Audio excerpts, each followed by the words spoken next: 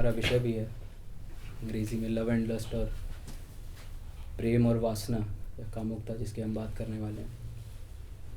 उसमें एक मूलभूत प्रश्न जो मेरा ये है वो ये है कि इन दो शब्दों का अलग अस्तित्व है ही क्यों?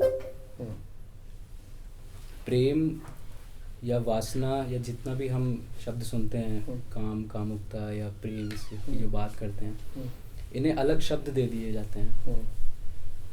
इतिहास अगर हम देखें तो प्रेम शब्द की अगर हम संधि भी करते हैं तो वो संस्कृत में लुभ्यता से उठता है। लव अगर हम शब्द देखें, जो मूलभूत जिसका मतलब डिज़ायर या अभिलाषा ही होता है, और लस्ट का भी वही होता है।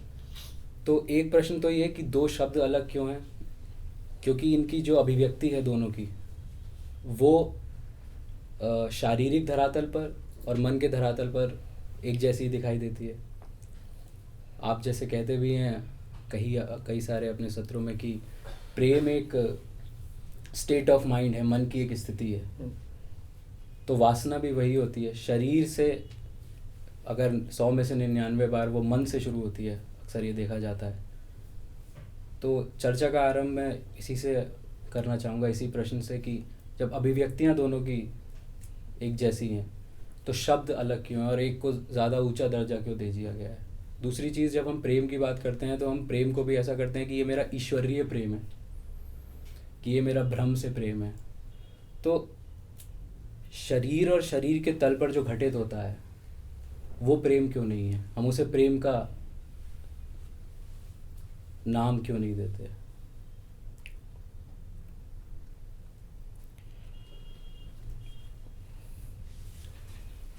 दो अलग अलग धरातल है।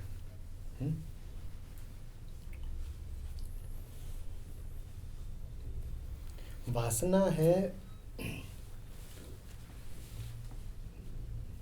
मन की, शरीर की एक क्रिया।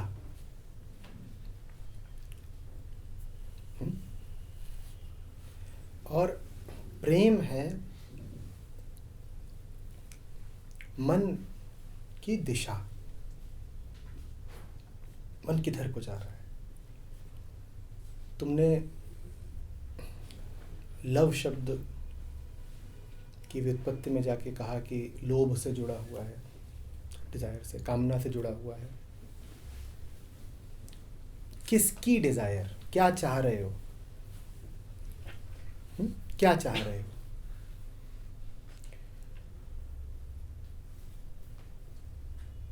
दो लोग हैं, दो सड़कों पे जा रहे हैं। एक जा रहा है क्योंकि उसकी मंजिल पर जो है उसे उसका कत्ल करना है, हिंसा से भरा हुआ जा रहा है। इसके पास भी लोभ है ना, कामना है ना। क्या लोभ है? कि मंजिल मिलेगी तो मारूंगा। दूसरा है, वो भी कामना से ही भरा हुआ है। उसकी मंजिल पर जो बैठा है उसे उस पर सब न्यौछावर कर देना है, उसके साथ एक हो जाना है। उम्मीद करता हूँ ये मात्र शब्द नहीं है आपके लिए, आप अर्थ जानते हो इसका। इसका तो अर्थ जानते हो, किसी को मारना। उम्मीद करता हूँ इसका भी अर्थ जानते हो कि अपने आप को किसी पे न्यौछावर कर देना क्या होता है। इसको भी आप अगर आप इसे बता पाएं, क्योंकि उसकी खातिर जान भी दे दूंगा, उसका भला होना चाहिए। वो जो है वो इतना ऊंचा और इतना सुंदर है कि उसके सामने मेरा होना गौण है। वो जो है उसके साथ जब होता हूं तो कुछ और हो जाता हूं, अपने जैसा हो जाता हूं। फिर बंधन और विचार और अपना सारा छुटपन, तुच्छताएं, ये सब पीछे छूट जाती हैं, खो जाती हैं। कोई है जो ऐसा है कि कुछ मांगे तो दे देंगे, कोई है जो ऐसा है कि कुछ भी करे तो उसकी माफ़ी है। ये होता है अपने आप को न्यौछावर कर देना। तो दो लोग हैं और दो अलग अलग राहों पर जा रहे हैं। एक भरा हुआ है हिंसा से, उसके पास भी एक लक्ष्य तो है। एक भरा हुआ है प्रेम से, उसके पास भी एक लक्ष्य तो है। कह सकते हो दोनों लोभी हैं, पर लोभ में अंतर है। अंतर अब दिखाई देगा। समझना कैसे। राह दोनों की लंबी है। इसका बदला कभी पूरा नहीं होता, उसका प्यार कभी पूरा नहीं होता। जिन्हें बदला उतारने की धुन होती है वो अच्छे से जानते हैं कि कुछ भी कर लें, जो आग लगी होती है वो ठंडी होती नहीं। जो चोट लगी होती है उसे मलहम कितने भी लगा लो, उसके दाग साफ होते नहीं। राह दोनों की लंबी है, जितना चलते जाते हैं मंजिल उतनी दूर दिखाई देती है। तो दोनों को बड़ा लंबा रास्ता तय करना है और आमतौर पर लंबे रास्तों पर मुलाकातें हो जाती हैं।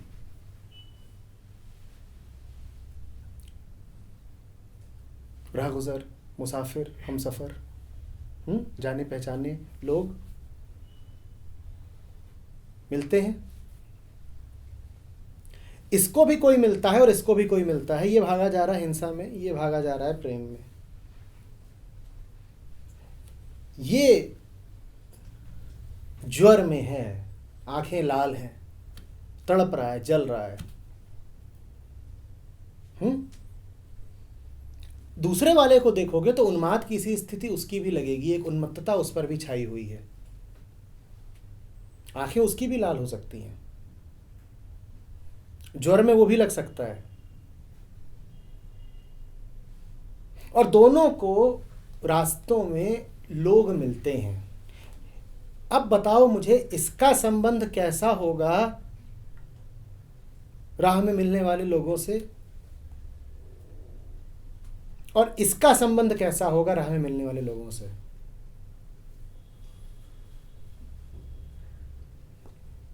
इन दोनों राहों पर आप ही हैं, आप इन दोनों को जानते हैं। इन दोनों राहों पर आप चले हुए हैं। तो आप ही मुझे बताइए कि जब इस राह पर चल रहे होते हैं और मिल जाता है कोई रास्ते में, तो उससे आपका संबंध कैसा बनता है, मन कैसा बनता है, व्यवहार कैसा बैठता है।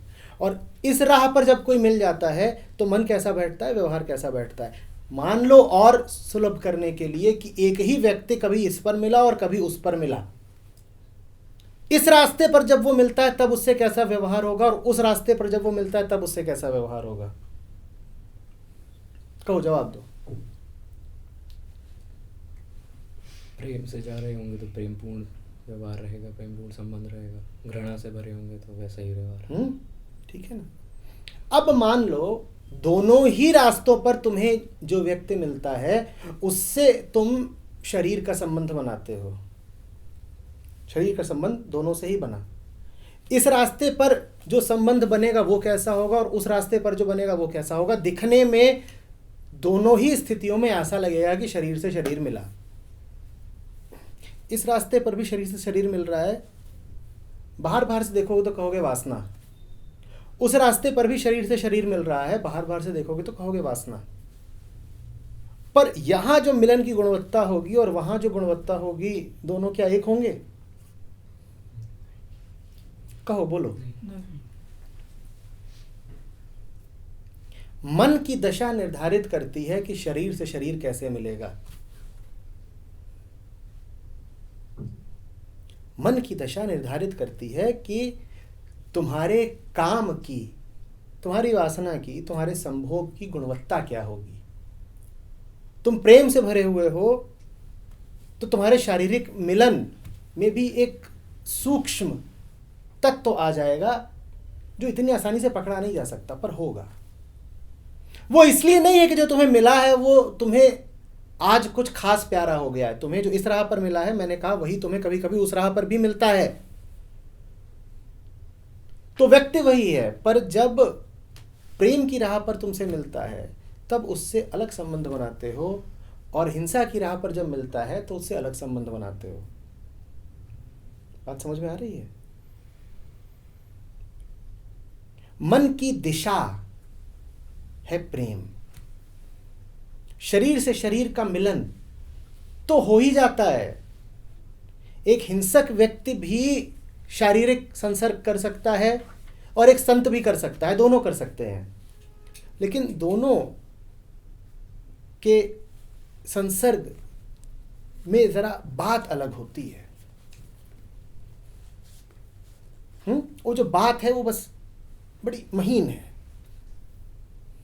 उसको आंखें नहीं देख सकती, लफ्ज बयां नहीं कर सकते। ऊपर ऊपर से देखोगे तो यही कहोगे ये तो वासना ही तो है। भाई जब तक शरीर हो और शरीर से मिल रहे हो तो है तो वासना ही, इसमें कोई शक नहीं है, बिल्कुल वासना है। पर उस वासना के केंद्र पर कौन बैठा हुआ है? उस वासना के केंद्र में प्रेम भी हो सकता है और उस वासना के केंद्र में भूख भी हो सकती है, हिंसा भी हो सकती है।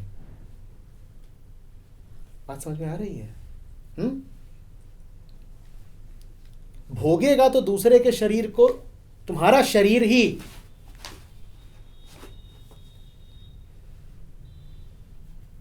लेकिन भोगने के पीछे जो बैठा होगा उसकी हालत में जमीन आसमान का अंतर हो सकता है।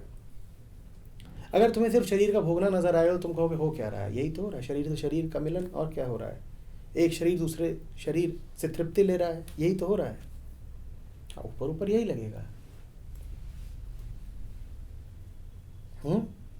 प्रेम में एक हो जाना और व्यभिचार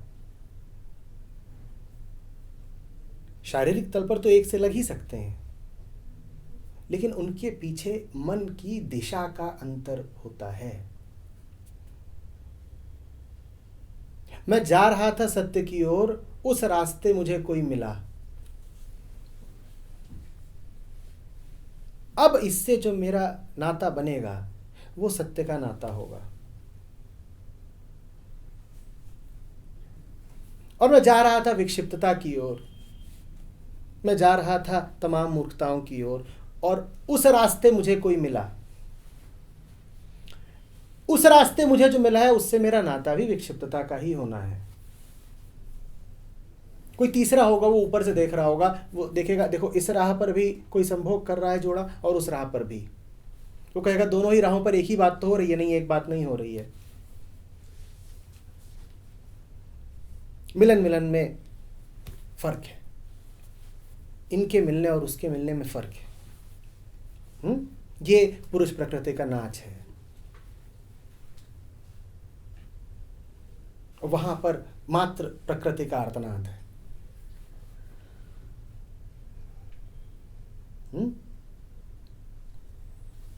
यहां पर मिल तुम जिससे भी रहे हो,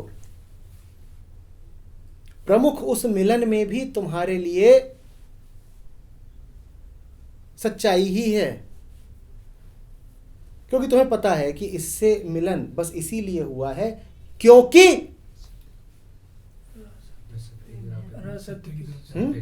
क्योंकि इस राह पर था। न होता इस राह पर तो मिलती क्या ये मुझे?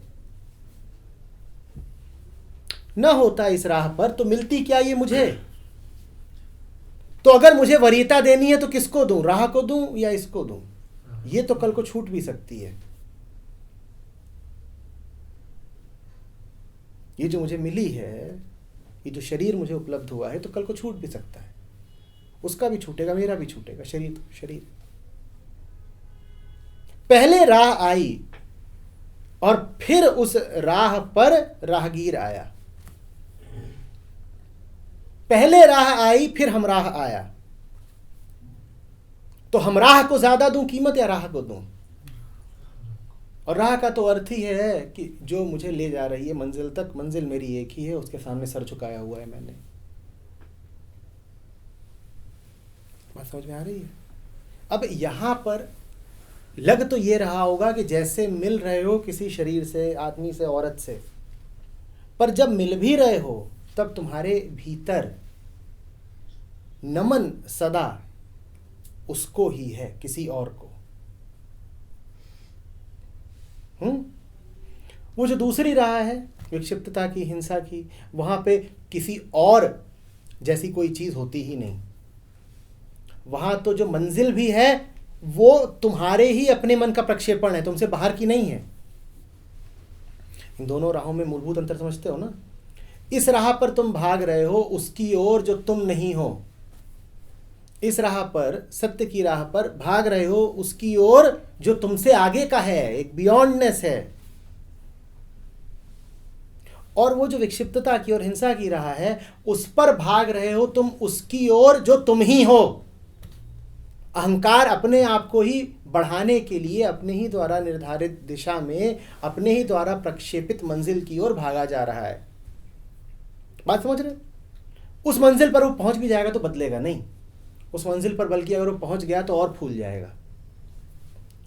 और जो सत्य की राह होती है उस पर अगर तुम भाग रहे हो तो मंजिल अगर मिली तो तुम नहीं होगे, तुम अपने से आगे की किसी और की चीज जा रहे हो।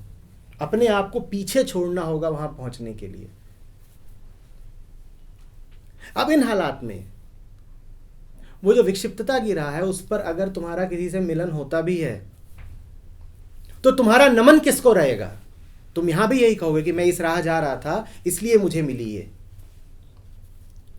तुम कहोगे यही कि मैं इस राह जा रहा था तो मुझे ये शरीर मिला, ये स्त्री उपलब्ध हुई। पर वो राह किसकी है? वो तुम्हारी ही है, तुम ही ने निर्धारित करी है। वो लक्ष्य किसका है? वो भी तुम्हारा ही है, तुम्हारे अहंकार का है, तुम ही निर्धारित करा है। तो अब जब तुम इस स्त्री के साथ शरीर से एक होगे तो तुम्हें बस अब शरीर रह जाना है। और शरीर अगर लिप्सा कर रहा है फिर कि इसका उपयोग कर लूं, इसको खा जाऊं, इसका भोग कर लूं, तो तुम्हें ये बात बिल्कुल ठीक ही लगेगी। तुमसे आगे का तो उस राह पर कुछ है ही नहीं ना। बात समझ रहे हैं? हृदय में प्रेम होना और शरीर का किसी से संपृक्त हो जाना, ये दोनों अलग अलग तल की घटनाएं हैं। शरीर तो प्रकृति है, शरीर तो जितने शरीरधारी हैं करीब करीब सभी का किसी न किसी से कभी न कभी संपर्क में आता ही है।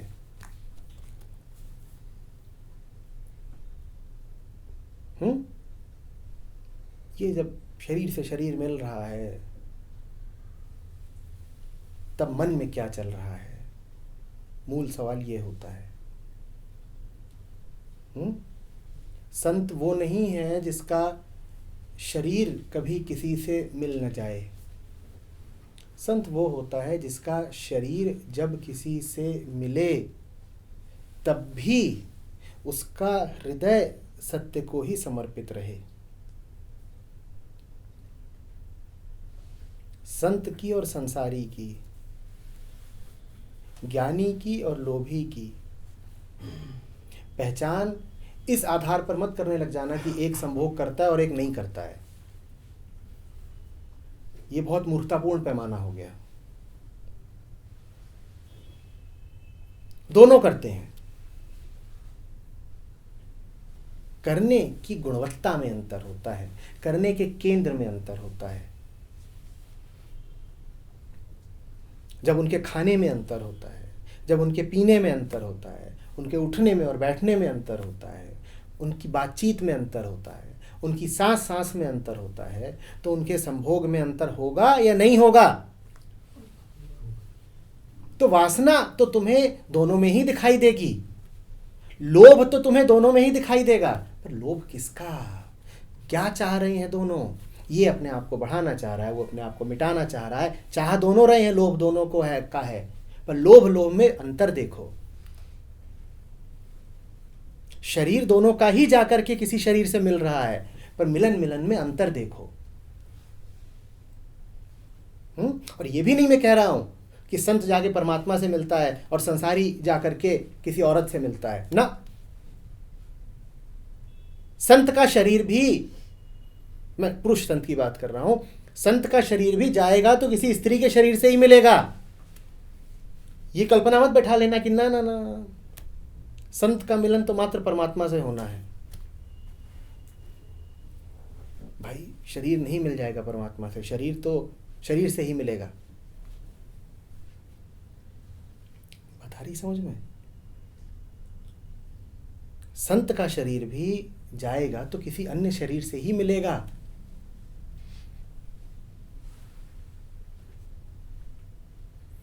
तुम दो धाराएं बहती देखो, बह तो दोनों ही रही हैं, बहाव दोनों में है, पानी भी दोनों में है, और बह दोनों ही रही हैं किसी निचले तल की ओर।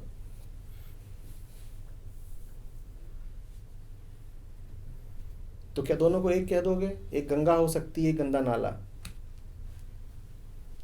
तुम्हारे लिए गंगा की धारा और गंदा नाला एक हो गए, क्योंकि तुम दोनों में ही बहाव देख रहे हो। तुम्हें दोनों के उद्गम में अंतर नहीं नजर आता? गंगा उठ रही है हिमालय के शिखर से, उच्चतम चोटियों से, और गंदे नाले उठ रहे हैं हमारी ही मलिनता से, हमारे ही अपशिष्ट से। पर तुम कहोगे देखिए साहब, दोनों ही बहता पानी तो है, पानी तो हमें दोनों में ही बहता दिखाई देता है। हाँ, पानी दोनों में ही बह रहा है, पर राह अलग अलग है, स्रोत अलग अलग है।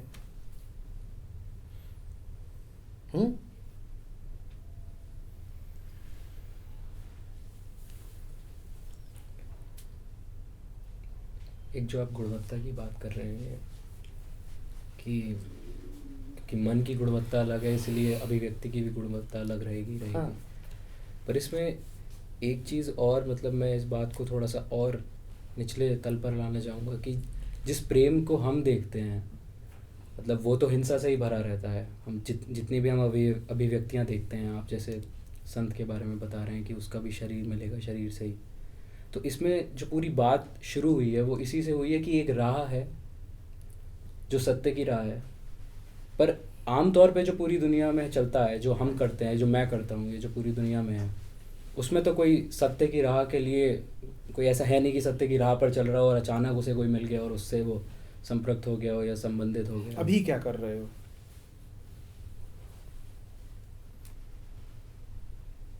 नहीं, इस पूरी जो अभी क्या कर रहे हो? अगर तुम सत्य की राह नहीं चलते हो तो फिर यहाँ क्या हो रहा है इन कुर्सियों पर? तो वो अभिव्यक्ति सामाजिक फिर कैसे हो सकती है? क्योंकि शरीर तो किसी दूसरे से ही मिलेगा, और जहां दो हुए वहां समाज हुआ। अगर अभिव्यक्ति शरीर के तल पर होनी है तो शरीर मिलेगा तो किसको मिलेगा? किसी और से मिलेगा। हो सकता है इंसान से न मिले, इससे मिले, इससे मिले। तुम्हें जो मिलेगा तुम उसी का समाज बनाओगे। समाज माने क्या? अलग अलग लोग, अलग अलग लोग जिनमें कोई नाता है। जा तो मैं उधर रहा हूं, और उधर जो बैठा है वो हो सकता है इंसान ना हो। मंजिल पर जो बैठा है वो इंसान नहीं है। वो क्या है वो बताने की हम दुश्चेष्टा भी नहीं करना चाहते।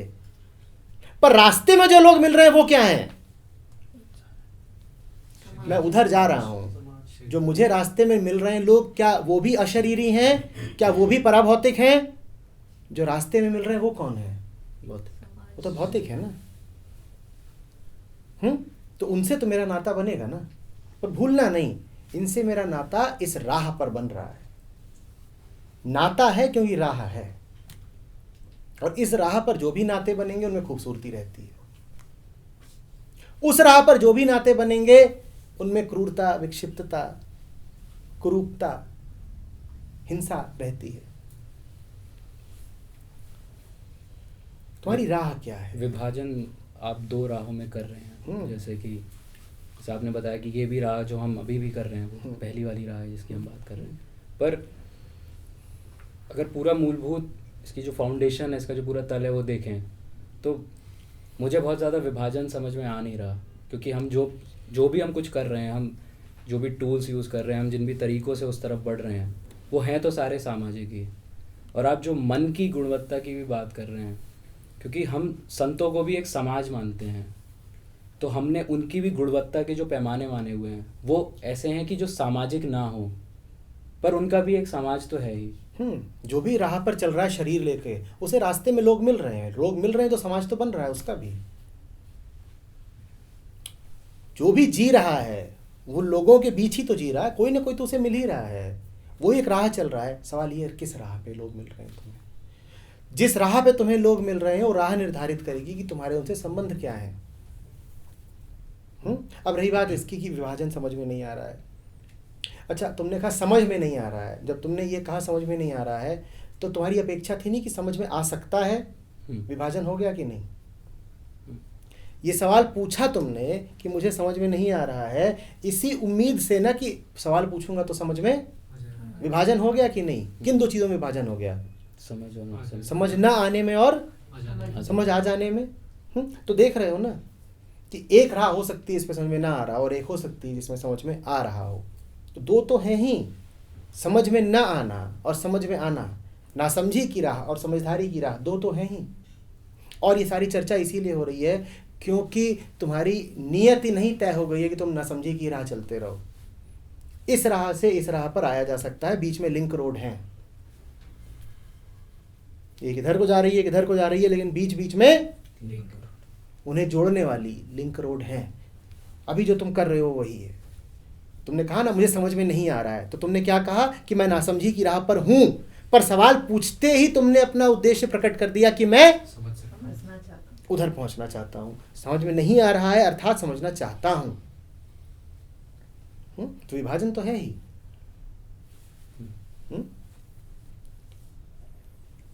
ओशो एक बात बोलते हैं कि जो भी हमारे संबंध होते हैं वो मतलब प्रेम की एक अभिव्यक्ति हो सकते हैं और भी किसी चीज़ की अभिव्यक्ति हो सकते हैं। ओशो ने एक बार कहा है कि संबंध बनाने से ही प्रेम की जो पूरी एक पॉसिबिलिटी है वो ख़त्म हो जाती है। तो संबंधित तो मैं रहूँगा ही, मैं चाहे किसी भी राह पर जाऊँ मेरा संबंध तो रहेगा ही, पर ये क्यों बोला जा रहा है कि फिर संबंध बनाने से प्रेम की जो एक पॉसिबिलिटी, एक अपॉर्चुनिटी है वो ही ख़त्म हो जाएगी? इस राह पर जो जा रहा है उसका संबंध किससे है? मंजिल से। जो लोग बीच में मिल रहे हैं वो आकस्मिक हैं, संयोग हैं, वो उसकी प्रथम वरीयता नहीं है। तो उसका प्रथम संबंध किससे है? वो संबंध बनाएगा तो किससे बना रहा है? उससे बनाएगा। उससे नाता है तो तुमसे नाता है, उसके होने से तुम हो। एक अगर मेरा तय और दृढ़ और अपरिवर्तनीय नाता है तो वो किससे है? बाकी सबसे परिवर्तनीय है। एक वो है जिससे मेरा नाता अचल है, और संबंध तो इसी कहते हैं ना कि जिसमें अचलता हो, जिसमें सुरक्षा हो, जो टूटे ना, जो बदले ना। तो इस राह पर जो व्यक्ति है फिर उसके कितने संबंध हैं? सत्य की राह पर जो उसके कितने संबंध हैं? एक ही है, क्योंकि बाकी सबसे तो वो तोड़ने को तैयार बैठा है।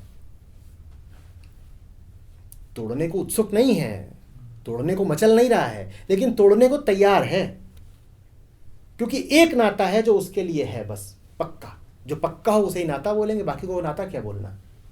और पक्का नाता कौन सा है उसका? जो दूसरी राह पर बैठा है उसके लिए मंजिल तो कुछ है नहीं। उसके लिए मंजिल क्या है? अपना ही प्रक्षेपण। उसी से उसे नाता बनाना है। उससे नाता क्या बनाना? वो तो मैं खुद ही हूं, वो तो मैं खुद ही हूं। अपने से बाहर का मुझे तो कोई दिखता ही नहीं। जो मंजिल पर बैठा है वो मुझे अपने से बाहर का दिखता ही नहीं। जो अपनी ही अहंता को अपनी मंजिल बनाता है उसको फिर बहुत बेगानापन झेलना पड़ता है। उसे दूसरे बहुत सारे नजर आते हैं, ये भी है, ये भी है, ये भी है, ये भी है, ये भी है, ये भी है, ये भी है। इस राह पर जो था उसे कितने नजर आ रहे थे? एक। बाकी सब संयोगिक थे। इस राह पर जो है इसे बहुत सारे दूसरे नजर आते हैं, बहुत सारे दूसरे। तो ये इनसे पक्के संबंध बनाना चाहता है, क्योंकि जो वास्तव में पक्का संबंध हो सकता था उससे, वो तो उसका बना नहीं। तो वो पक्के संबंध किससे बनाना चाहता है? ये सब जो उसे मुसाफिर मिल रहे हैं। वो कहता है अभी औरत मिल गई है, इससे पक्का संबंध बना लूँ। ये इंसान मिल गया, इससे पक्का संबंध बना लूँ। वो इन सब में सुरक्षा चाहता है। ये अंतर है दोनों में। संबंधों में सुरक्षा वही चाहता है जिसके पास प्रथम संबंध ना हो। जब पहला तुम्हारे पास नहीं होता तो तुम दूसरे, तीसरे, चौथे, पांचवें, आठवें, 15वें इन सबको बांधना चाहते हो, इन सबको सुरक्षित कर लेना चाहते हो। खेद की बात यह है कि अगर पहला नहीं है तुम्हारे पास, पहले से नाता नहीं है तुम्हारे पास, तो तुम दूसरे, तीसरे, चौथे, पांचवें जिनको भी बांधना चाहते हो न तो उन्हें बांध पाओगे, बांध लिया भी तो बांधने से जो चाहते थे वो तुम्हें नहीं मिल पाएगा। भेद स्पष्ट हो रहा है? यहां जो है उसे किसी को बांधने से कोई मतलब नहीं, क्योंकि वो बेचारा तो खुद बंधा हुआ है। किससे बंधा हुआ है? हाँ, जिधर को जा रहा है उधर से बंधा हुआ है, तो और किसी को क्या बांधेगा? वो तो खुद गुलाम है। यहां जो बैठा है वो अपने आप को क्या मानता है? मैं तो मालिक हूं, मैं मालिक हूं और ये बहुत सारे लोग घूम रहे हैं इधर, मैं इन सबको बांध सकता हूं।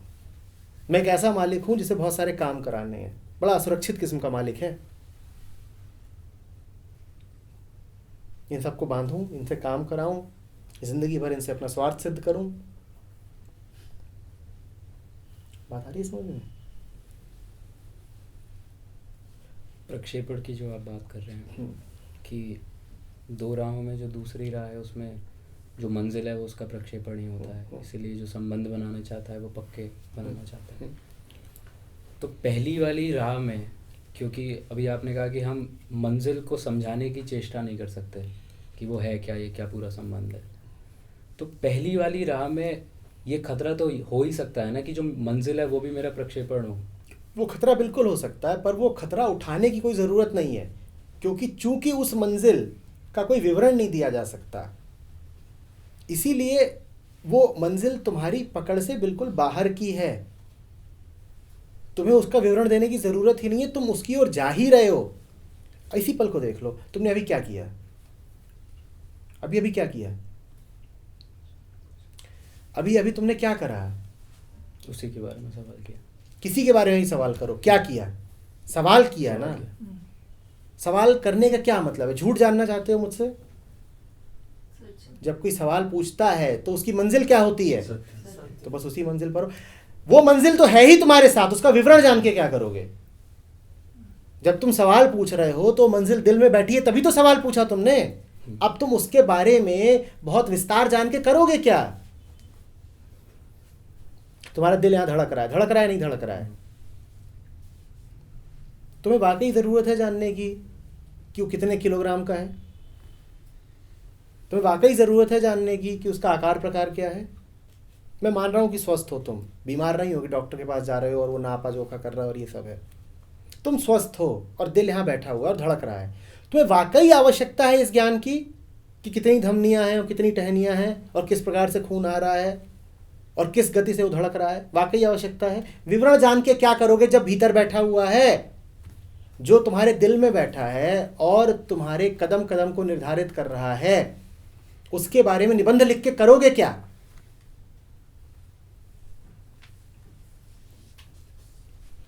तो हम ये कह रहे हैं कि मूलभूत दो मंजिलें हैं, जो मतलब हम कह रहे हैं कि सत्य के अलावा भी कोई एक और मंजिल होती है। बिल्कुल हो सकती है, बस जो दूसरी मंजिल है वो अनस्तित्व में विलीन हो जाती है। वहां जा जा के लौटना है। जैसे कोई नदी हो जो सागर की ओर चली हो और रास्ता भटक गई हो तो कहीं बियाबान रेगिस्तान में जाकर के सूख गई हो। जानते हैं ऐसी नदियों को? होती हैं। हर नदी समुद्र तक नहीं पहुंच जाती। वो भटक गई अपनी मंजिल से, वो चली और जाकर के कच्छ में रेत में समा गई, खत्म हो गई। होती हैं नदियां ऐसी। तुम्हें क्या लगता है फिर उसका क्या होता है? उसका ये होता है कि उसका जो पानी है वो सूखता है, वो नीचे नदी जमीन के नीचे पहुंचता है। फिर वहां से किसी और धारा में सम्मिलित हो जाता है या फिर वहां से किसी पौधे द्वारा उठा लिया जाता है। कुछ ना कुछ तरीका निकलता है जिससे फिर उसका वाष्पीकरण होता है। चूंकि वो अपनी मंजिल तक इस बार नहीं पहुंच पाया, इसीलिए वो पुनः बादल बनता है, वो पुनः बादल बनता है, पुनः बरसता है, वो पुनः किसी नदी तक पहुंचता है, फिर वो सागर तक पहुंचता है। ये दूसरी मंजिल है, ये झूठी है। तुम अगर उस राह चल रहे हो तो तुम्हें सिर्फ निराशा मिलेगी। इसी को भारत में कहा गया है कि एक के बाद एक जन्म लेने पड़ते हैं जब तक कि मोक्ष न मिल जाए। जब तक कि तुम सही धारा में प्रविष्ट ना हो जाओ तब तक तुम्हें पूरी मौत नहीं मिलेगी। तब तक ऐसा ही होगा कि जैसे तुम्हारी धारा जाके किसी रेगिस्तान में सूख गई थी। तुम्हारे पानी को, तुम्हारी बूंदों को सागर तक पहुंचना था, पहुंच नहीं पाई। पर इसका ये मतलब नहीं है कि वो बूंदें अब कभी सागर तक पहुंचेंगी ही नहीं। दुनिया की ऐसी कोई बूंद नहीं है जो कभी सागर तक ना पहुंचती हो। पृथ्वी के किसी हिस्से पर कोई बूंद हो वो ऐसी है नहीं जो सागर से उठी ना हो, और ऐसी है नहीं जो सागर तक पहुंचनी नहीं है। हाँ, बीच में वो जितने खेल खेलना चाहे खेल सकती है। इस राह चलती है, कभी उस राह चलती है, कभी पेड़ के ऊपर बैठ जाती है ओस बन के, कभी फलों में लग जाती है रस बन के, कभी तुम्हारे शरीर में दौड़ती है लहू बन के, कभी रेगिस्तान में पहुंच जाती है, कभी बारिश बन जाती है, कभी बर्फ बन जाती है। पर ऐसा नहीं हो सकता कि सागर तक वो पहुंचती ही नहीं, और ऐसा भी नहीं हो सकता कि सागर से वो उठती नहीं। बूंद है तो उठेगी सागर से ही। तो जो दूसरी मंजिल है वो होकर भी नहीं है, क्योंकि मंजिल तो वो ना जहां पर यात्रा का अंत हो जाए। यात्रा का तुम्हारा अंत होगा ही नहीं अगर तुम उस दूसरी मंजिल की ओर जा रही हो। तुम्हें बार बार जन्म लेना पड़ेगा। तुम्हारी यात्रा का अंत तो सिर्फ पहली मंजिल में होगा।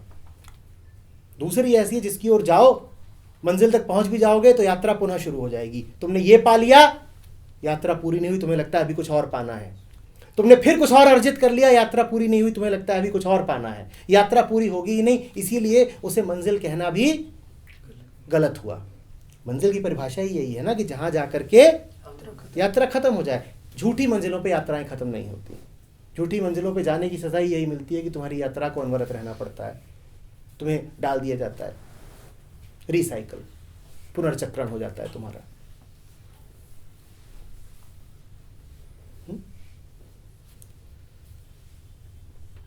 पहली राह की बात करना चाहता हूँ मैं, क्योंकि दूसरी राह के बारे में क्योंकि ठोस तरीके से कुछ कह नहीं सकता, इसी तरह से ठोस तरीके से कुछ समझ भी नहीं सकता। तो पहली राह जानी पहचानी है तो उसी की बात करना चाहता हूँ। जैसे हिंसा आपने कहा कि एक प्रेम से मिल रहा है और एक हिंसा से मिल रहा है, पर चूंकि आपने कहा कि पहली राह पर मंजिल होकर भी नहीं है, तो मंजिल तो पहले वाली की भी दूसरी है। इस पूरी चर्चा में मतलब जो अभी तक एक मिस्टिफिकेशन, एक रहस्यवादी तरीके से जो ये आगे बढ़ी है, उससे मतलब मुझे ऐसा लग रहा है अपने तल पर कि थोड़ा सा एक ग्राउंड मिस हो रहा है, छूट जा रहा है। क्योंकि हम आमतौर पे, मैं जैसे भी कभी मिलता हूँ कभी किसी से, संभोग के क्षणों में मतलब जब हम आलिंगनबद्ध हैं किसी से, तो हमें बहुत फिक्र नहीं रहती कि मंजिल मेरी सत्य है या मंजिल मेरी हिंसा है या क्या है। मैं उनके बारे में बात करना चाहता हूँ। उनके बारे में बात करना व्यर्थ है। उनके बारे में बात करना वैसा ही है कि कोई जब हृदयाघात के क्षण में हो तो पूछे कि अब क्या करें। उस क्षण में अब तुम क्या करोगे? कोई जब बहुत क्रोध के क्षण में हो तो पूछे कि अरे क्रोध बहुत चढ़ाया, अब क्या करें? उस बेकार की बात है। जीवन का कोई भी क्षण दूसरे क्षण से बिल्कुल जुदा नहीं होता ना। ये सब श्रृंखलाएं हैं, कड़ियां हैं, ये क्रमबद्ध है। तुम किसी से आलिंगनबद्ध हो, ये अपने आप में कोई अकेली या पृथक घटना नहीं है। तुमने दिन कैसा गुजारा है ये निर्धारित करेगा कि रात में जब आलिंगनबद्ध होते हो तो उस आलिंगन की गुणवत्ता क्या है। अगर तुम्हें मेरी बात ज़्यादा मिस्टिफाइड लग रही है तो उसको और सीधे सीधे तरीके से बता देता हूँ।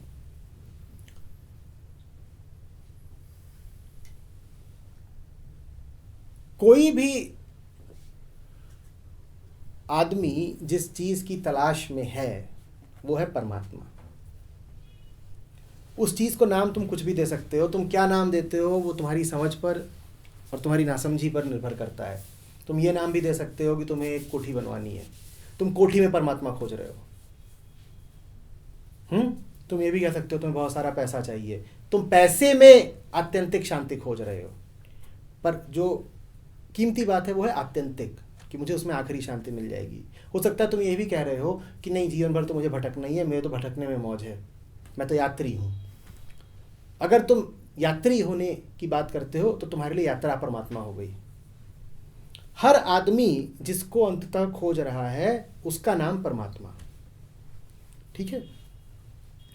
तुम किसी औरत के पास जाते हो, कोई औरत किसी आदमी के पास जाती है, दोनों वास्तव में ना आदमी से सरोकार रख रहे हैं ना औरत से सरोकार रख रहे हैं। हर आदमी को परमात्मा चाहिए तुम इसमें भी परमात्मा खोज रहे हो, इसमें भी, इन सवालों में भी, उस पानी में भी, खाना खाने जाओगे उसमें भी, कोई नौकरी करोगे उसमें भी, किसी से मिलोगे उसमें भी, और संभोग के क्षण में औरत में भी। हर आदमी औरत के माध्यम से परमात्मा को पाना चाहता है, हर औरत आदमी के माध्यम से परमात्मा को पाना चाहती है। यही कारण है कि आदमी और औरत का रिश्ता कभी बहुत पक्का हो नहीं पाता। और इसी बात ने हमें यह भी बता दिया है कि वो रिश्ता पक्का कैसे हो सकता है। कैसे हो सकता है? आदमी को परमात्मा होना पड़ेगा। तुम किसी से रिश्ते पे हो और वो तुम पर ध्यान नहीं देती, एक ही तरीका है, परमात्मा हो जाओ, क्योंकि वो परमात्मा खोज रही है। तुम परमात्मा होने से इनकार करते हो, तुम्हारा हट है, तुम परमात्मा होगे नहीं, फिर तुम कहते हो कि तुम्हें चाहती नहीं, तुम्हें प्यार नहीं करती। तुम वो हो ही नहीं जो वो खोज रही है, वो परमात्मा खोज रही है। जितने भी लोगों को रिश्तों में तकलीफें हों, उनको एक सलाह दिए देता हूं, परमात्मा हो जाओ, रिश्ते ठीक हो जाएंगे। क्योंकि जिससे तुम रिश्ते में हो वो तुम्हें नहीं खोज रहा, तुम हो कौन? वो परमात्मा खोज रहा है। हर आदमी सिर्फ और सिर्फ परमात्मा खोज रहा है, हर औरत सिर्फ और सिर्फ परमात्मा खोज रही है। तुम्हारी पत्नी तुम्हारी शक्ल में अगर परमात्मा पाएगी, तुम्हारी दासी हो जाएगी। नहीं पाएगी तो तुम लाख कोशिश कर लो तुम्हारे पास नहीं आने की। 2-4 दिन हो सकता है आ जाए, उसकी भी शारीरिक भूख है, अपनी शारीरिक भूखों को पूरा करने के लिए, कभी तुम्हारा हृदय रखने के लिए, कभी किसी और कारणवश हो सकता है आ जाए, लेकिन रिश्ता अतृप्ति से भरा हुआ रहेगा। रिश्ते में तृप्ति तो तभी आएगी जब तुम्हें उसमें वो दिखे जो तुम्हें अंततः चाहिए, और उसमें तुम्हें वो दिखे जो उसे अंततः चाहिए। अगर कठिनाइयां मिल रही हैं, अगर रिश्तों में उलझाव हैं, तो ये मत पूछो कि मैं उसके साथ क्या करूं, पूछो अपने साथ क्या करूं। तुम्हारा तुमसे रिश्ता ठीक नहीं है, तुम गलत राह पर चल रहे हो। इस गलत राह पर तुम्हें जो भी मिल रहा है वो गलत ही होगा। जो गलत राह पर चल रहा है उसे जो भी मिलेगा, पक्षी उससे गलत रिश्ता, ढाबा उससे गलत रिश्ता, पेट्रोल पंप उससे गलत रिश्ता। गलत राह पर जो रिश्ता है गलत है, सही राह पर जो रिश्ता है सही है। जो परमात्मा की ओर जा रहा है उसका एक पक्षी से जो रिश्ता बनेगा वो कैसा होगा? सही होगा। जो परमात्मा की ओर जा रहा है उसका इस कुर्सी से जो रिश्ता बनेगा वो सही होगा। जो परमात्मा की ओर जा रहा है उसका अपने भाई से जो रिश्ता बनेगा वो सही होगा। और जो परमात्मा की ओर नहीं जा रहा है उसका जिससे भी जो भी रिश्ता बनेगा वो गलत होगा। बात समझ में आ रही है? कई बार ये होता है कि हम सोचते हैं कि जो हमारा साथी है, हाँ, जो जोड़ीदार है हमारा, प्रेमी हो, प्रेमिका हो, पति हो, पत्नी हो, उसको संतुष्ट करने के लिए हम उसकी मांगों को पूरा कर दें। करते हैं कि नहीं करते हैं? पत्नियां पति के लिए कुछ कर देंगी, पति पत्नियों के लिए कोई तोहफा ले आ देंगे। हम सोचते हैं ये सब करके हम इनको रिझा लेंगे, इनकी यही तो मांग थी, हमने पूरी कर दी। तुम पगले हो, तुम जान भी नहीं पा रहे हो कि उसकी मांग क्या है वास्तव में। वो भगवान मांग रही है। जब तक भगवान नहीं हो जाओगे तड़पते ही रहोगे। तुम उसके लिए साड़ी ले आए हो, गहने ले आए हो, तुम उसे घुमाने ले जा रहे हो, तुम्हें लगता है रीझ जाएगी, तुम पागल हो। तुम में से जो भी लोग किसी का प्रेम पाना चाहते हो, अच्छे से जान लें कि प्रेम का पात्र मात्र परमात्मा होता है। बात समझ में आ रही है? जिसे औरत का भी प्यार चाहिए हो उसे पहले परमात्मा बनना पड़ेगा। संसार भी पाने के लिए पहले तुम्हें सत्य की ही शरण में जाना पड़ेगा। जो सत्य की शरण में नहीं गया वो संसार में भी ठोकरें ही खाएगा। तुम हो जाओ कृष्ण जैसे, फिर दिखाओ मुझे कौन सी स्त्री इनकार करेगी तुमसे। तुम क्यों नहीं हो कृष्ण? पर तुम कभी यह ना कहोगे कि वो मेरे पास नहीं आती क्योंकि मैं कृष्ण नहीं हूं। और कृष्ण ना होना मेरी जिद है, कृष्ण ना होना मेरा अड़ियलपन है, कृष्ण ना होना मेरी विक्षिप्तता है, क्योंकि कृष्णत्व तो मेरे भीतर गर्भ रूप में मौजूद है ही। मैं अड़ा हुआ हूं कि उस बीज को अंकुरित नहीं होने दूंगा। तुम इनकार करते हो कि तुम कृष्ण नहीं बनोगे, फिर तुम कहते हो कि मेरी गोपी मेरी राधा मेरे पास क्यों नहीं आती, राधा सिर्फ कृष्ण के पास जाती है, तुम कृष्ण क्यों नहीं हो? हम में से हर कोई राधा है, हम सब कृष्ण की ही प्रतीक्षा कर रहे हैं और सब की सेज सुनी है। स्त्रियां कह रही हैं पुरुष नहीं मिला, और जो मिला वो मन मुताबिक नहीं मिला। पुरुष कह रहे हैं औरतों का बड़ा अकाल है, और जो मिलती हैं ये क्या, ये औरतें।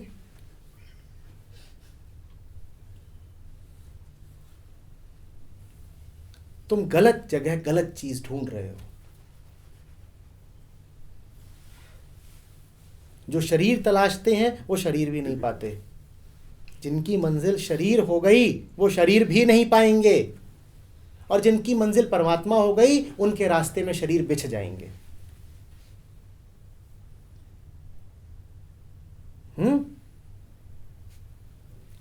ये मैं ललचा नहीं रहा हूं तुम्हें कि परमात्मा की ओर जाओगे तो बहुत सारी लड़कियां औरतें मिल जाएंगी, ये नहीं कह रहा हूं। मैं तुम्हारे सामने एक तथ्य रख रहा हूं, ऐसा है। कृष्ण गए नहीं थे अनगिनत गोपियों को लालायित करने, लुभाने या पटाने।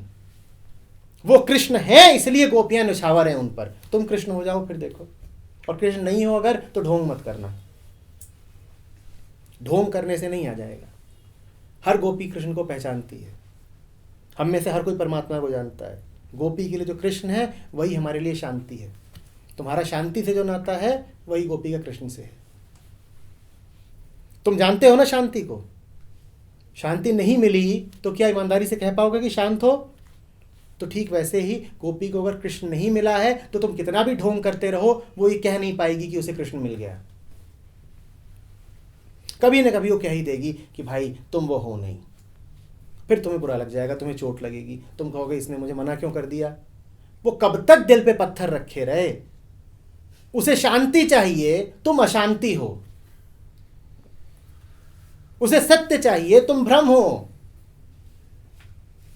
तुम्हें अगर सत्य चाहिए और कोई तुम्हें भ्रम देगा, कितने दिनों तक झेल लोगे?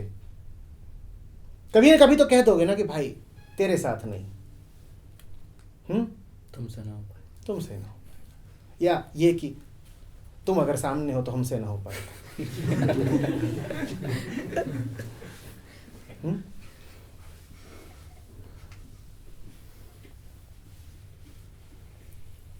आशय क्या है इस चीज का? परमात्मा हो जाना मतलब ये परमात्मा हो जाना माने परमात्मा हो जाना। तो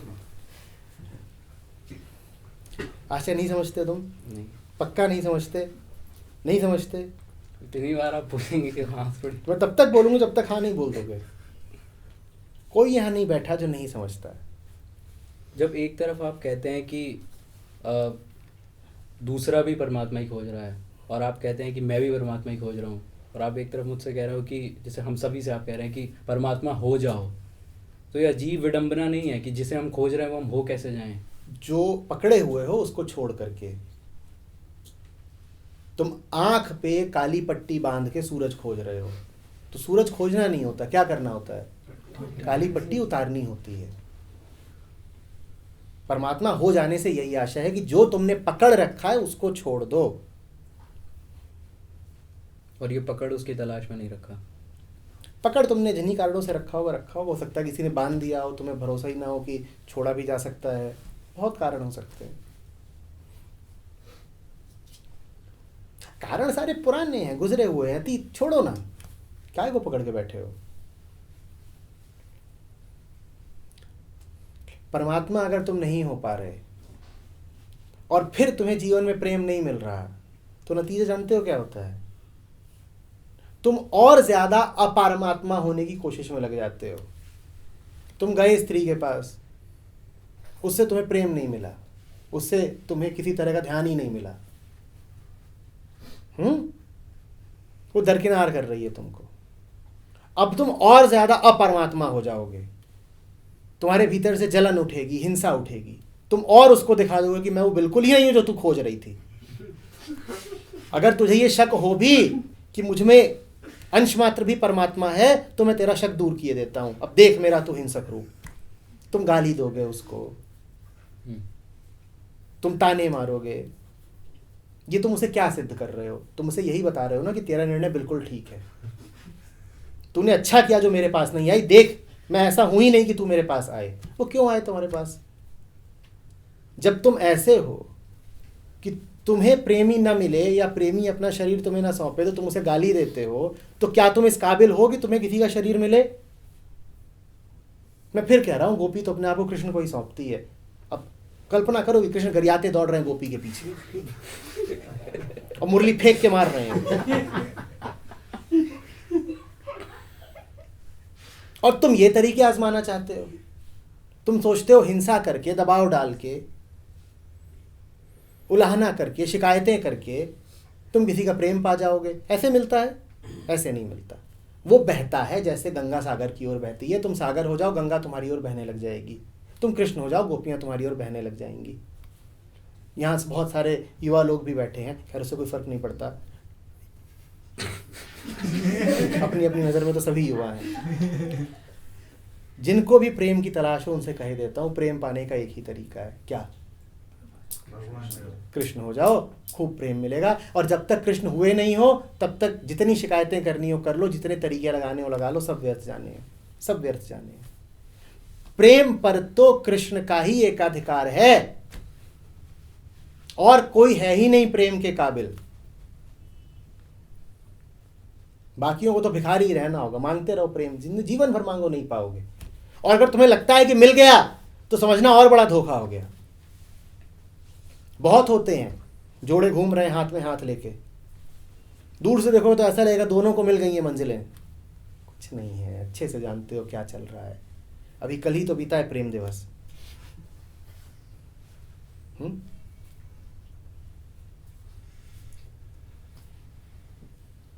कृष्ण हुए बिना अगर तुम्हें लगता है कि कोई औरत तुमसे प्यार कर रही है, तो जान लेना कि तुम्हें धोखा दे रही है।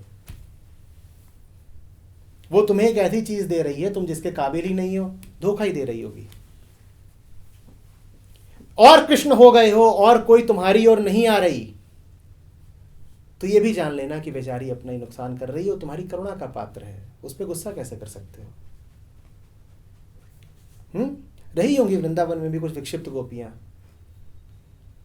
जो कृष्ण की उपेक्षा कर देती होंगी, हो सकता है तिरस्कार भी कर देती हूँ, क्या पता, एक आध दो विक्षिप्त गोपियां हो सकती हैं पगली। कहती कृष्ण है, कृष्ण उनसे लड़ेंगे, उनसे उलझेंगे, उन पर नाराज होंगे, कृष्ण कहेंगे ये तो मेरी करुणा का पात्र है। उसको तो जा करके जरा मलहम देंगे, जरा उपचार करेंगे। फिर ये थोड़ी कहेंगे कि तुझसे मुझे वो मिल नहीं रहा जो मुझे चाहिए।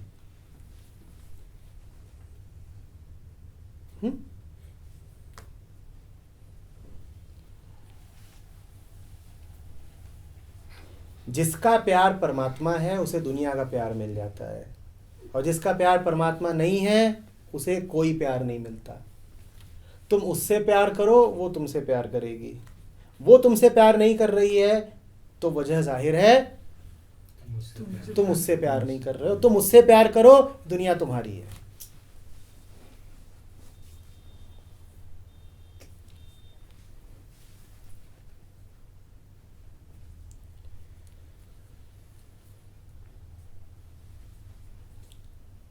दूसरे शब्द पर जो पूरा अभी तक की चर्चा जो हुई है, वो मतलब प्रेम से जिस पर हम बात कर रहे थे, तो दूसरा भी इसके साथ है। जैसे आपने राम की अभी शायद अगर हम इसे कहें तो लस्ट भी इस पर हमारा एक पूरा चर्चा था। तो ये क्या है, वो क्या है फिर? वो कुछ नहीं, दूसरी राह पर जो कुछ होता है उसे वासना बोलते हैं। दिक्कत बस ये है कि वो सिर्फ वासना है। वो ऐसी वासना है जो वासना से ही निकली है और ज्यादा वासना में तब्दील हो जानी है। वो सिर्फ लोभ है। वो ऐसा लोभ है जो लोभ को और बढ़ाएगा। परमात्मा का लोभ वो लोभ है जहां लोभी को ही खत्म हो जाना है। मैंने एक ऐसी चीज मांग ली जो मुझे ही खत्म कर देगी। जैसे कोई नमक की डली हो और उसे लोभ हो जाए पानी का। नमक को पानी का लोभ हो गया, अब क्या होगा? खत्म कर देगा। वासना तो ये भी है, ये भी जाके मिल ही गया, शरीर खत्म हो गया है। उधर जो वासना होती है वो वासना सिर्फ वासना है, वो कभी खत्म नहीं होती। उसमें तुम सामने वाले को महत्वपूर्ण बना देते हो, तू बहुत महत्वपूर्ण है, तू बहुत कीमती है। फिर जब वो नहीं मिलता तो फिर उतनी ही जोर से भीतर से प्रतिरोध की अग्नि भी उठती है।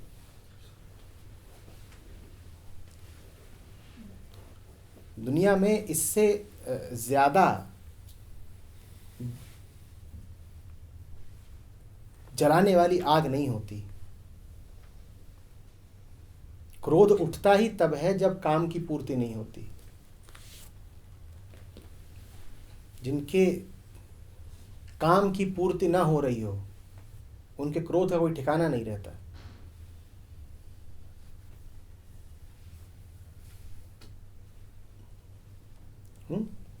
और वजह बेचारों के पास है ना गुस्सा होने की, क्या वजह है? परमात्मा को तो छोड़ आए कि ऐसा तो कुछ होता ही नहीं, एक पैसे की श्रद्धा नहीं थी। परमात्मा को छोड़ करके जहां दिल लगाया वो भी नहीं मिल रहा, हर तरफ से मारे गए।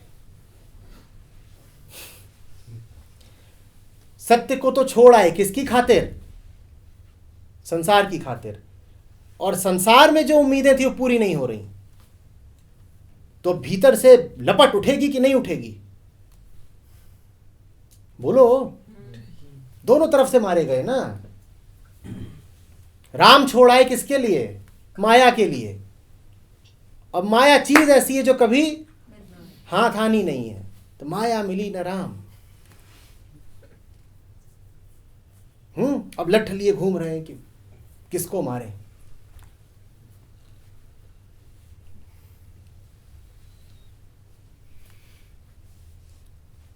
संबंधों में जितना भी पशुवत व्यवहार होता है हमारा, ये उठता तो हमारी पूरी वृत्तियों से ही है। तो जैसे आपने शुरुआत ही पूरी चर्चा की जब करी थी, तो आपने बोला था कि मन की दिशा और जो मन की पूरी स्थिति होती है, तो एक बार आपने पहले भी कहा था कि जो पैदा होता है वो वृत्तियों का पिंड है। तो सहज रूप से मन की दिशा कभी परमात्मा तक कैसे हो सकती है? मन की दिशा तो क्योंकि हम आप पशुओं से रहे हैं, तो वो कैसे ऐसा हो सकता है कि हमारी अस्तित्व में भी हम कभी सोच पाएं कि हमें वैसा हो जाना है? कोई पशु ये सब जिज्ञासा नहीं करता। कोई पशु ये सब जिज्ञासा नहीं करता। तो उसकी जो पूरा शब्दकोश है उसमें प्रेम और कामुकता के लिए अलग अलग स्थान भी नहीं होते। फिर तो ये जिज्ञासा करने पशु आता ही नहीं है ना।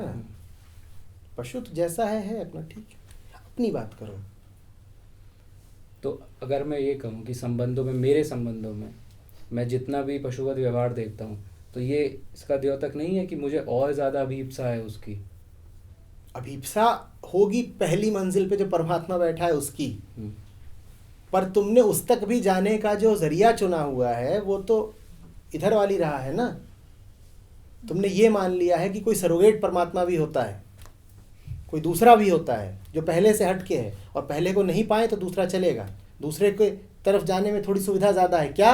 पहले को पाएंगे तो खुद मिट जाएंगे, दूसरे को खुद को बचाए रख के भी पाया जा सकता है।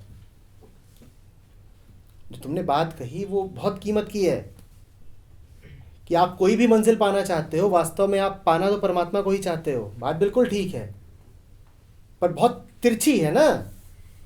परमात्मा सामने बैठा है, मंजिल दूर की है, तुम कर क्या रहे हो? तुम कह रहे हो सामने जाने के लिए मैं दूर से होके आऊंगा, तो ये बेवकूफ़ी है। इस बेवकूफ़ी की फिर सज़ा मिलती है।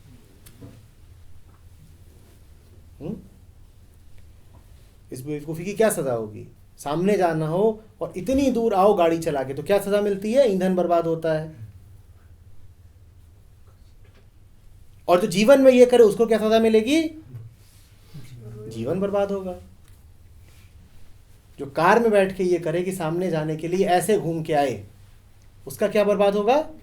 ईंधन। और जो जिंदगी में यही करे उसका क्या बर्बाद होगा? जीवन।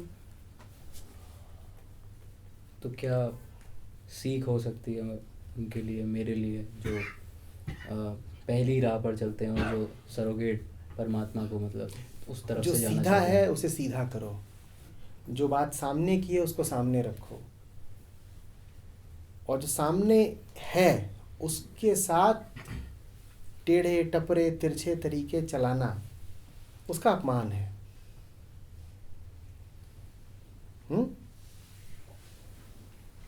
काव्यात्मक रूप से नहीं समझ आ रहा थोड़ा। देखो, अगर तुम इसको ऐसे पूछ रहे हो कि मैं तुम्हें कुछ करने या ना कुछ करने के पैमाने दे दूं या निर्देश दे दूं। नहीं, मैं जानना चाहता हूँ कि वो जो आपने बताया कि सूरज ढूंढने निकले और आँख पे पट्टी बांधी हुई है, तो पट्टी खोलना तो एक कार्य ही हुआ ना जो हमें पट्टी करना खुलेगी नहीं, पट्टी गिरती है जब समझ में आता है कि पट्टी है। और समझ में आने का एक ही तरीका है, अपनी अंधी चाल को देखो। जो अपनी अंधी चाल को देख लेगा वो जान जाएगा कि कुछ गड़बड़ है आंखों के साथ। अंधी चाल को देखने का मतलब होता है कि दिन भर जो कर रहे हो उसको देखो, अपनी छोटी छोटी हरकतों को देखो।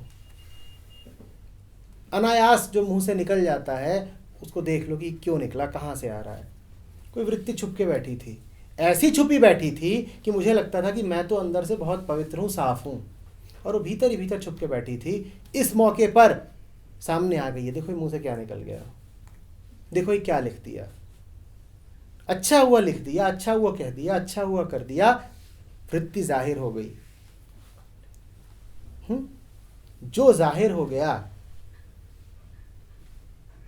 उसका उपचार हो गया, वो ठीक हो गया।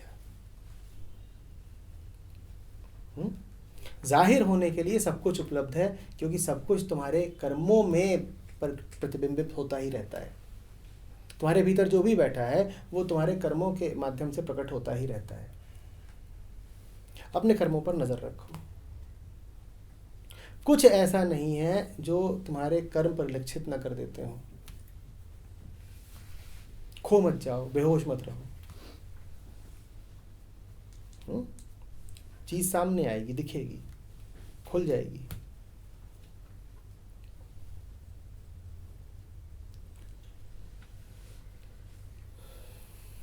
विश्वास सा नहीं होता जब आप ये जो पूरी अभी बात कर रहे हैं उस पर। सुनने में अच्छी लग रही है, बट सुनने में अच्छी लग रही इतना काफी है।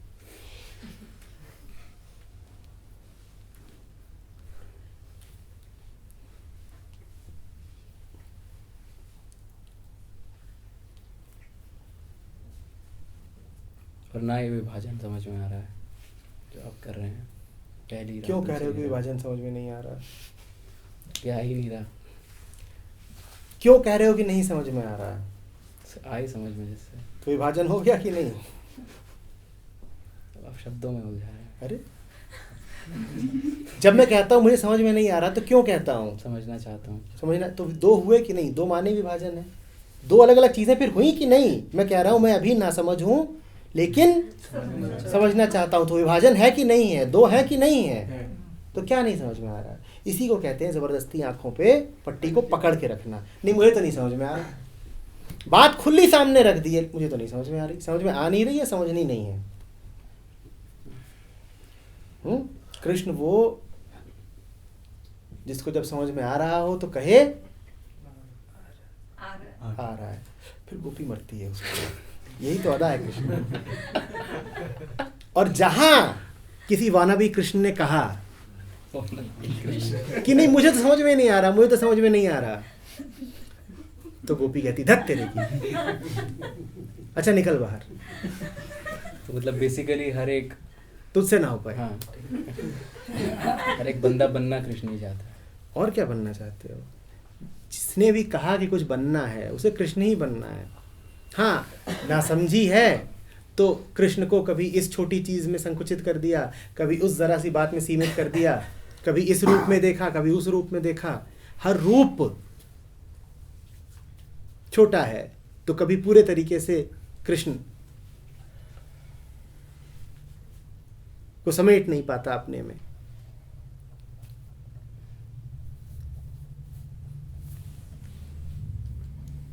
आध्यात्मिक धार्मिक लोगों की कोई अलग कोटि थोड़ी ही होती है। जिसने भी कभी भी कुछ भी चाहा है वही आध्यात्मिक है। चाहत ही सबूत है अध्यात्म का। तुम्हें परमात्मा ना चाहिए होता तो तुम चाहते क्यों? बहुत सुंदर बात है कि लव और लोभ शब्द आपस में जुड़े हुए हैं। तुम चाहते हो यही तो लव है, और ये छोटा वाला नहीं है, परम प्रेम है।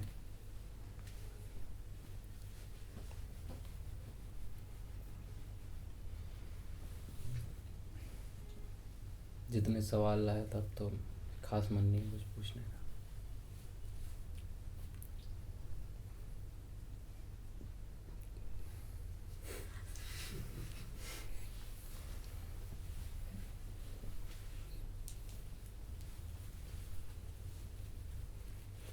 ऐसे हो जाओ पुरुष कि प्रकृति मजबूर हो जाए। There is nothing more sexier than intelligence. चाहते हो ना कि लड़कियां खींची आए तुम्हारी ओर, स्त्रियां मरें, तो ऐसे हो जाओ।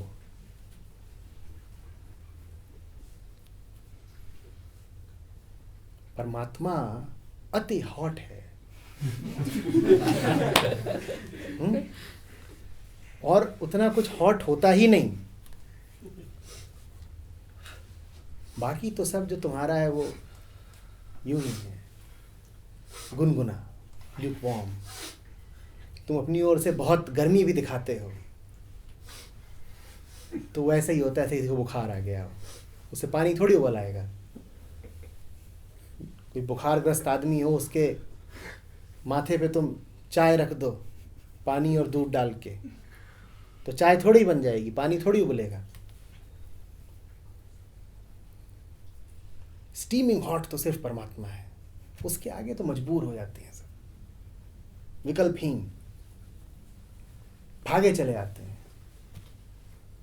तुम पढ़ो पुराणों को, इधर मुरली बजी नहीं कि कोई अपनी गाय छोड़ के भाग रही है, कोई अपना बच्चा छोड़ के भाग रही है, कोई अधनंगी है बिना कपड़े के भाग आई। तो हो जाओ ना ऐसे कि मजबूर हो जाएं सब। और जैसे हो ऐसे में तो फिर वही होगा कि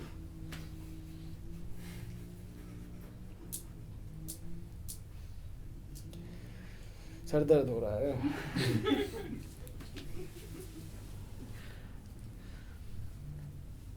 औरतों को इतना सर दर्द होता ही इसीलिए है क्योंकि तुम कृष्ण नहीं हो। किसी गोपियों को भी सर दर्द हुआ होगा?